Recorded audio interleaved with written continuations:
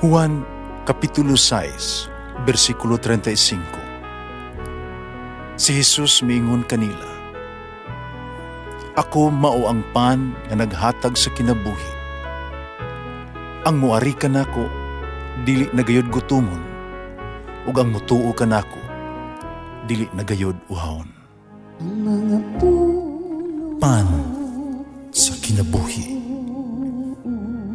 maglikon unta sa mong pagtuo ug gagakabi sa pagtuman sa imong mahal nga kasuguan.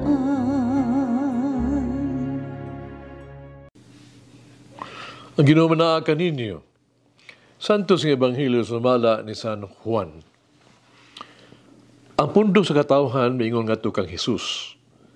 Unsa mang milagruha ang imong ipakita kanamo, aron manuo kami kanimo. Unsa may imong buhaton o himuon. Among ang patigulangan nangaon sa mana dito sa kamingawan, sumala gayo sa giingos kasulatan. Kihatagan niya silagpan nagikan sa langit. Si Jesus mingon, sultihan ko kamo. Ang gihatag ni Moises kaninyo, dili mao ang pan nga gikan sa langit. Ako ang amahan, mao naghatag kaninyo sa matuo nga kalanon nga gikan sa langit. Kaya ang pan nga gihatag sa Dios mao siya nga nanaog gikan sa langit o naghatag og kinabuhi sa kalibutan. Sir, sila miingon kaniya, hatagi kami kanunay niining maong pan.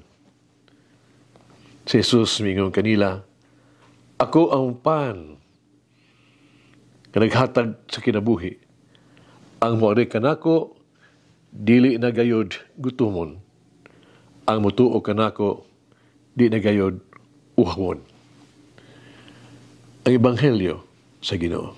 Pasalamati ang Ginoo kay siya maayo, ang iyang gugma mulungtad hangtod sa kahangturan. Pasalamati ang Diyos sa tanang mga Diyos, ang iyang gugma malungtaron. Pasalamati ang Ginoo sa mga Ginoo, ang iyang gugma balungtaron.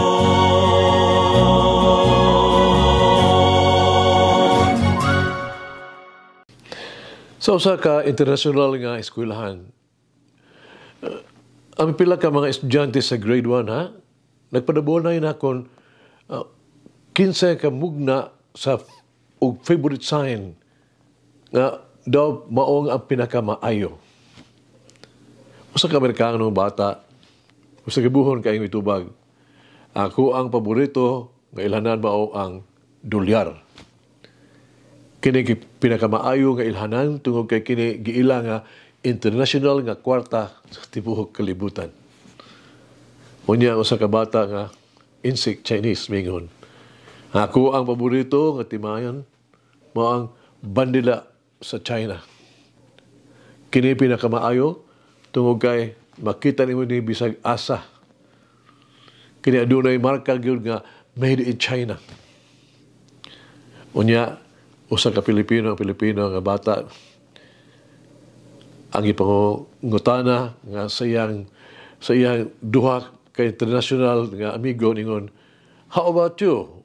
What is your favorite sign? Human sa mabuo nga panghupaw, ang bata mingon, ang akong paboritong ilanan, mao ang krus. Magigsoon si Ebanghelyo karong adlaw ba, ang mga Fariseo o mga eskriba na ngayon ilanan gikan kay Jesus, haron sila makatuo. Wala sila makontinto sa mga milagro nga ilang nakita nga gihimo ni Jesus sa ilang taliwala. Nakita ba nato ang atong kagalingon nga naglihok sa samang pagi? Kita gidapit sa pagsabot, una, ug labaw sa tanan, nga ang Dios dili usa ka sa lamangkero ang gitawag sa pagbuhat o pagtagbaw sa tuang kapritso o bisan sa atong pagtuo. Ikaduha, ang atong pagtuo kaniya mauunta ang atoang tubag nga mulungtad na nga ilhanan nga dugay na natong nadawat bisag wala nato kini gipangayo. Ang gasas kinabuhi nga niya ka nato karon nga atong gipahimuslan bisan pas tiliwala sa daghang ay problema nga mihampak sa tuang katilingpan. Ang gasas sa hugot nga pagtuo, ang gasas nga madawat nato nga iyang anak si Jesus sa Eucharistia, ang gasas sa mga relasyon, gasas sa trabaho ug uban pa. Kining tanan nindot nga matimailhan nga ang Dios kanunay nagatiman kanato ug ipasalig nga buhaton kini hangtod sa kahangturan. Kini mga timailhan kinahanglan mapakabuhi sa tong pagtuo ug mudasig kanato sa pagtrabaho alang sa usa ka mas maayo nga kalibutan. Nga mahimo nga timailhan usab sa gugma, paglaom ug pagsalig. Pahiyom nga mahimong nindot nga ilhanan nga Dios nahata karon uban kanato. Mag-ampo kita. Ginoong Hesus, nabanahaw ka sa bagong kinabuhi. Tagi ako og bag-ong mga mata na makaila sa imong presensya sa kalibutan sa akong palibot. Hita akong pananaw aron akong makita lapas sa ordinaryo mga paghitabo sa matag adlaw ug ngadto sa taragsaon nga kamatuoran sa imong grasya. Pasigaan ako ang panglantaw sa kalibutan was na bag-o nga paglaom sa pag-abot sa imong gingharian. Pahumukang ako ang pananaw aron ako ang tan-awon ang uban sa matas nga lumo o kaluoy nga imong gipakita sa kadaghanan. Hinaot na matag adlaw ning panahon sa Paskos pagkabanhaw, maghatag og mga kadlit sa imong himaya. Sa imong sagrado ngalan, ako nag-ampo. Amen. Mama Mary, grant me the grace to forgive those who have persecuted or harmed me. Manalangin ang Diyos magagahom sa tanan, Amahan, Anak, Espiritu Santo. Amen. May the Lord of the divine mercy bless us all, heal us from all diseases and suffering.